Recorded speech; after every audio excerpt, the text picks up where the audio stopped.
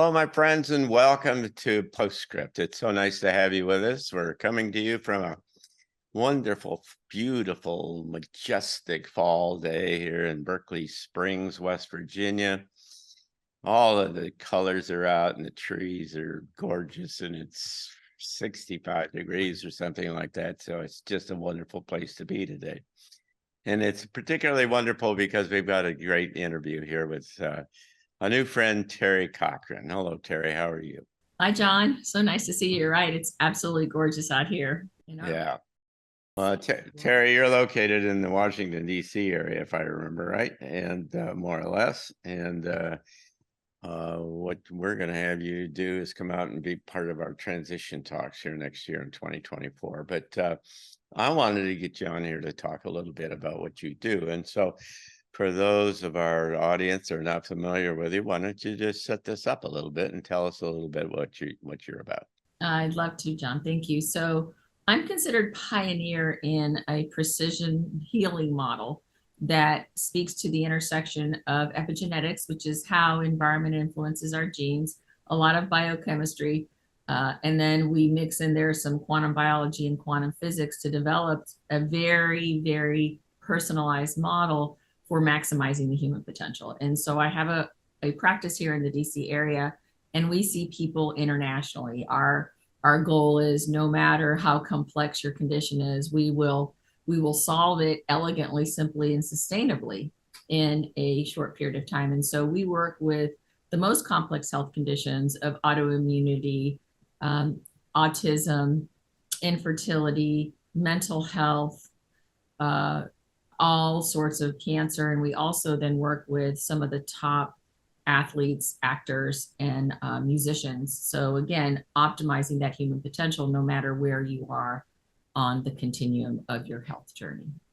So this is really quite interesting because what you're saying, if let me read this back to you, is that that you can, and you need to talk a little bit more than this, but you build a custom design kind of a signature or a perspective, an outline, a description of who your clients are.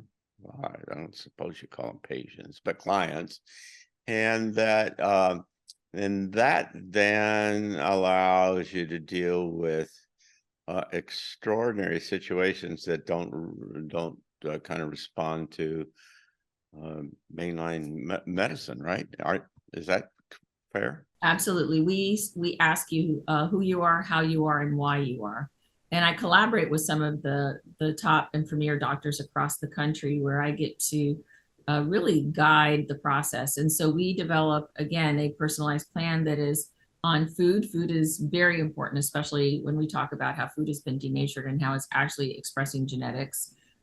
We do a supplement plan because even the best in functional medicine, and many of my colleagues are very well trained functional doctors, but the one ingredient in a functional supplement line can actually trip a gene against you. And then we look to the pharmacology as well, and we coordinate and collaborate with doctors. I just had a young lady yesterday in the clinic who is on the spectrum and has been to about over 30 doctors, and she's literally on the wrong stuff for her genetic makeup, which is actually dangerous to her. And so we really do find the intersection of all three, and that's why we are known to be really kind of disease detectives, if you will. We've been deemed that to help find the underlying why, and then untangle the algorithm of their entanglement, and then put them on a sustainable path. And we see turnarounds very quickly. Yeah. So you build this up from the genetic information, is that right? Yeah, so I've developed something called the Cochrane Method after my children's namesake, because I got into this because my son was so ill when he was little. I had a different career in institutional finance and risk management. And so therefore my children are the reason, or my why, for having the second 20-year career, which is vastly different than my first 20-year career. And so I developed the Cochrane Method. Looks to the 4 portals of genetic expression.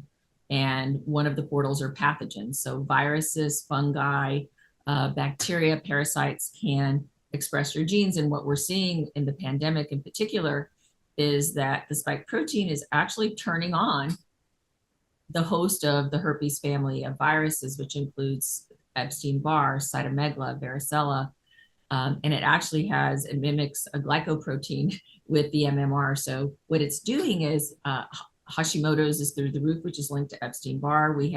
That's an autoimmune thyroid condition. MS, multiple sclerosis, is through the roof. We have Bell's palsy. We have ulcerative colitis and Crohn's that are really activating. A lot of endocrine dysfunction also ruled by some of these viruses. So that's one sector. And then we look to the environmental impact of Right. Here's the food, the toxicity, the glyphosate, the dirty water, right? The plastics, Yeah. those. And then we have the third vector within this genetic spectrum of reactivation of our genes or expression of our genes, and that's the emotional trauma. What happened in utero? What happened during your first 7 years? This is the work of Dr. Lipton, right? How we're very malleable during those first 7 years. Where is your intergenerational DNA tripping you up? Familial trauma. And then the fourth aspect of this Cochrane method is, were you hit by a car? Did you fall down the stairs? Well, I haven't been hit by a car, so this has nothing to do with me. Oh, yeah, but physical impact, even a birth, right? An impact to the body can also express the genes. Right. So the Cochrane method has created this algorithm using those 4 vectors and looking at all the aspects to find out in real time. We call it real-time epigenetics, what is happening, because I deploy my version of applied kinesiology, which uses the quantum signature of whatever, with either garlic or a gene of, let's say, methylation gene, and we put it against your biofield and determine. Is that how you get to the genetic makeup? Do you use kinesiology? Actually, that's a really good question. It's a yes and. So I've developed my own methodology of how we look at genes, and we'll use a 23andMe or an ancestry.com and pull it into our algorithm. And so what that gives us is your potentiality. And I have, again, my own magic underneath that, looking at what are the most concentrated genes of your genetic vulnerabilities and how do they swim together. And then the applied kinesiology tells us, is that gene expressed, right? Is there an imbalance of that gene in real time? Again, we look at the genetics as foundational vulnerabilities. Yeah, sure. How are those vulnerabilities acting in your world? And so we get to the if they're acting up and why they're acting up. Sure. Have you ever dealt with anybody with PTSD? Oh, yes. I work with a lot of mental health. How does that work? So PTSD is really related to a whole host of a downstream impact. So the PTSD can be an autonomic nervous system response. And actually, I worked with a Navy SEAL who had type 1 diabetes, and insulin was not moving his marker on blood sugar. He was still in the 200s and 300s, even with more and more insulin. And what we found with this Navy SEAL is that it was a histamine response that was turning his insulin off from an exercise where they were dunking him in water as part of the Navy SEAL training. Oh, yeah. Dunking him in water where he expressed those genes while his mother was dying of a heart attack. So there was a whole host of PTSD, which set him into a hyper alert response of manifesting into diabetes. So we untangled that, and we actually gave him an enzyme that managed the histamine response. He stabilized blood sugar. Oh, that's cool. Yeah, well, I know personally that there can be kind of exogenous things that can kick off the blood sugar, and it's really not related to diabetes per se, but it's it looks like it to if that's the only thing you're looking at. Absolutely. And we to PTSD, I also worked with a woman who had a 20-year neurodegenerative condition by the name of myasthenia gravis. Now, hers was driven by PTSD, which occurred when she was 5. Yeah. And we had to untangle that. I also counsel people from a quantum perspective. I'm an intuitive. And so we were able to understand her underlying why from the age of 5 that caused her a biochemical response in her And so integrating all of these aspects within 6 weeks, she was being fed by a tube and she was 85 pounds. She couldn't walk. In 6 weeks, she started walking. Within 6 months, we had really turned around a nearly 20-year debilitating condition. And now she's back to the top of her game. So it's the first time she's living life really fully in 20 years. That's pretty cool. It's pretty So who else does this kind of stuff? Well, this is my method, and so I'm hoping to bring it out into the world. I have many doctors that actually shadow me in my practice If follow you around, do they? to help bring this out. But I'm in the process of writing this manifesto, which will be an educational tool for. So where does this fit into? Is this, do people come to you when nothing else works? Is that kind of it, or where would this kind of, at the Arlington Institute, we're interested in a new world and a new human. Okay. Absolutely. So if we got this new world and we got a whole new idea of healthcare and prevention and other kinds of stuff, then where does this fit in? You're not a doctor, you're not a whatever, what are you? Well, I'm called a spiritual scientist. So I'm a scientist wrapped in a lot of curiosity that developed a model that seeks to understand how the body is operating and how to untangle its tangled web so that you can bring sustainable health back. And so who do I work with? Well, I've trademarked and coined the term longevity starts in the womb. So we really do start as early as fertility. We are fertility specialists as well. And when we seek to understand the genetic intersection of the two parents and the mom eats to that away from those vulnerabilities, we really make little baby superhumans. And I've seen that in the 20-year trajectory of our practice, where their siblings may have had autoimmune conditions and high allergies and so forth, and learning disabilities, and their siblings born under this umbrella are completely a different animal, if you will. And so anyone can benefit from it.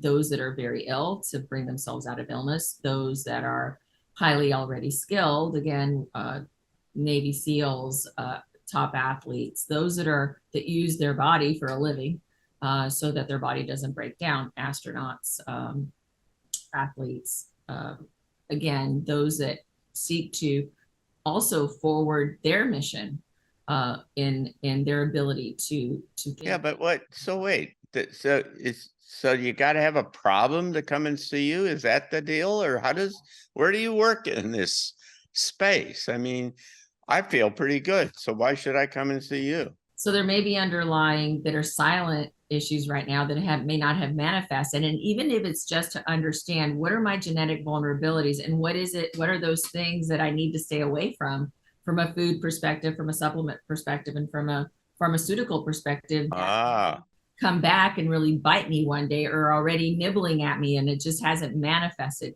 So for example, kidney stones and gallstones, those don't just show up overnight, right? There's a body that's been is building those calcium oxalate crystals every millisecond until you hit a tipping point.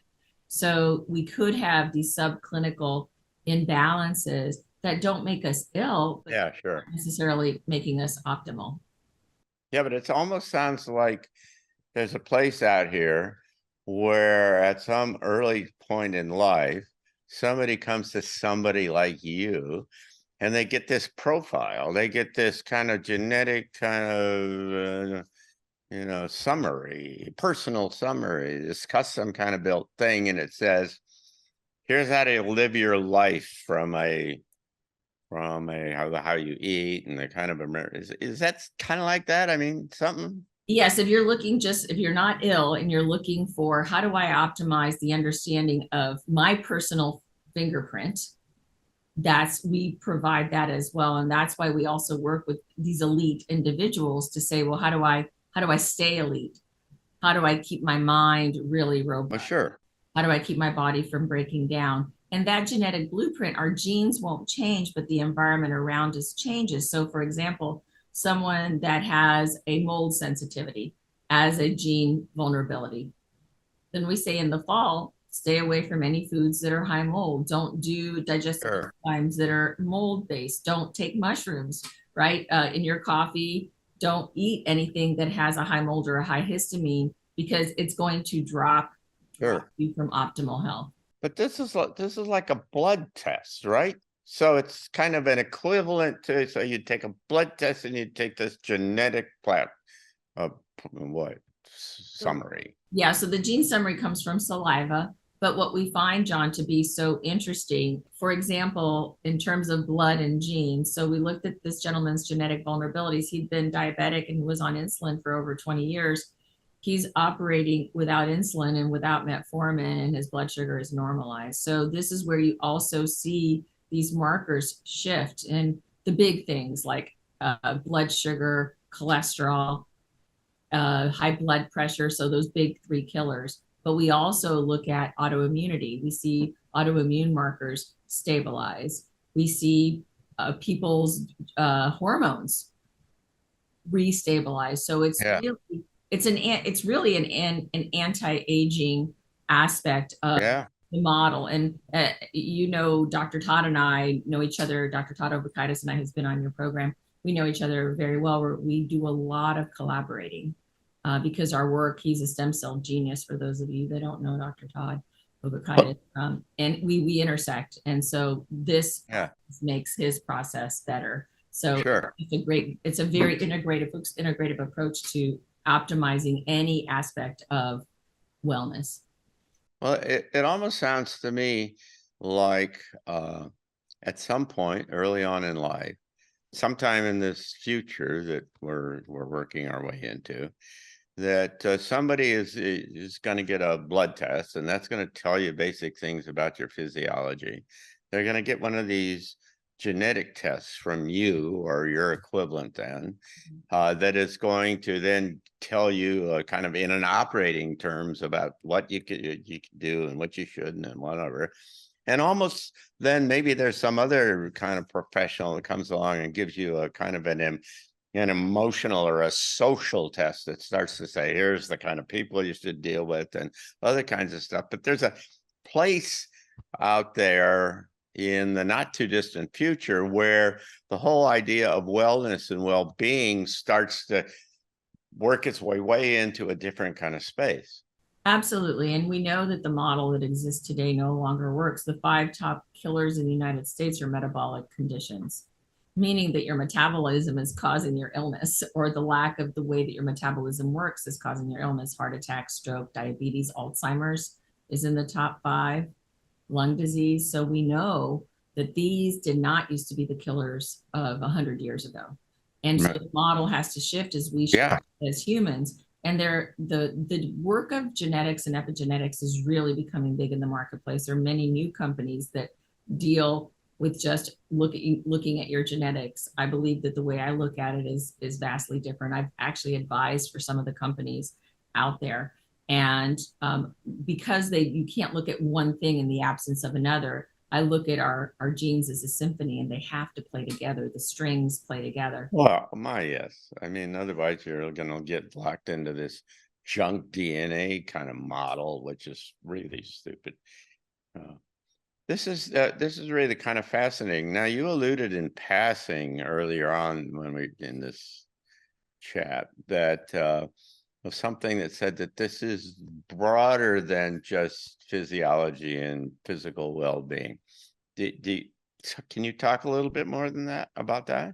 Well, as you sing to your cells, to quote Dr. Todd, this has a frequency. Every one of our genes sings a frequency, and that actually goes to a greater consciousness. And so when our genes are expressed that in a disharmonious way, they're actually emitting a signal. Of course. Signal is part of the microcosm of the greater macrocosm of our universal consciousness. And so the more that we can get into alignment with our divine blueprint, which is how our genes can actually help us rather than. So what is our divine blueprint? Well, our divine blueprint, according to some research, is that we are made of mathematical sequencing of the Fibonacci sequence. if you look at the way that we are made physiologically, we are phi, the 1, 3, 5, 8. It's the Fibonacci sequence. Our DNA also has phi within it. And when there is an external influence of, in my world, my model, the 4 vectors of genetic expression, whether it's pathogenic, environmental, physical, or emotional, then that sequencing somehow gets hijacked. And that's how the genes are expressed. And so when that sequencing gets hijacked, there's a gene called the OXTR gene, for example. That's a gene for being empathic. So you can tune into energy. There are also genes that have neuroexcitability. There are also genes that say you're much more attuned to any kind of electrical signaling. When those are expressed against your favor, you're not going to be able to receive signals from a higher source, and it may actually change your ability to have cognition. When you're expressed in the most optimal way, you may be a wonderful transmitter and receiver of higher knowing. Yeah. And so it really is those geniuses like Einstein and Mozart and Tesla. I believe that they were tuned in to a higher vibrational frequency that allowed for this transmission to come through. And we have all that, we have that within us, but we have to be aligned in that capacity.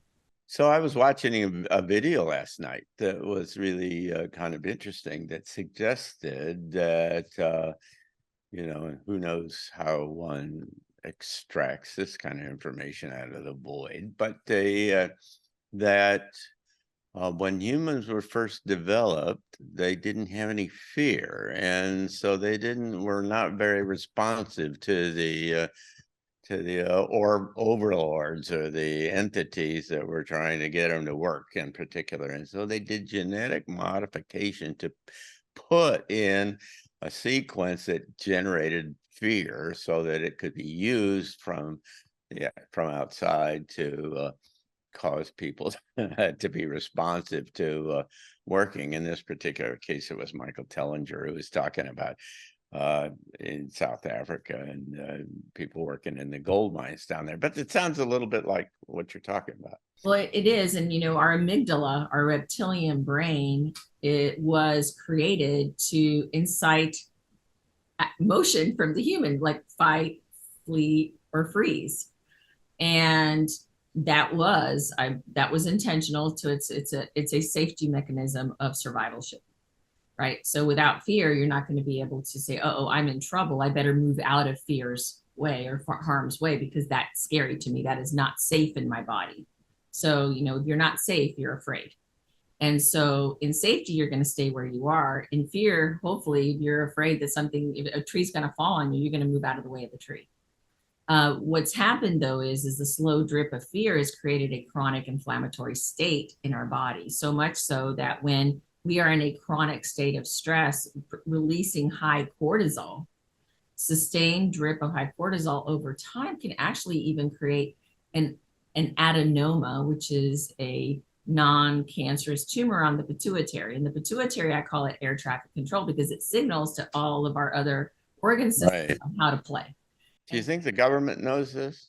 I'm hoping they do. Well, no, I mean, they're certainly trying to drive fear into the system and get us all to to follow them wherever they go, whatever. But sustained fear is destructive.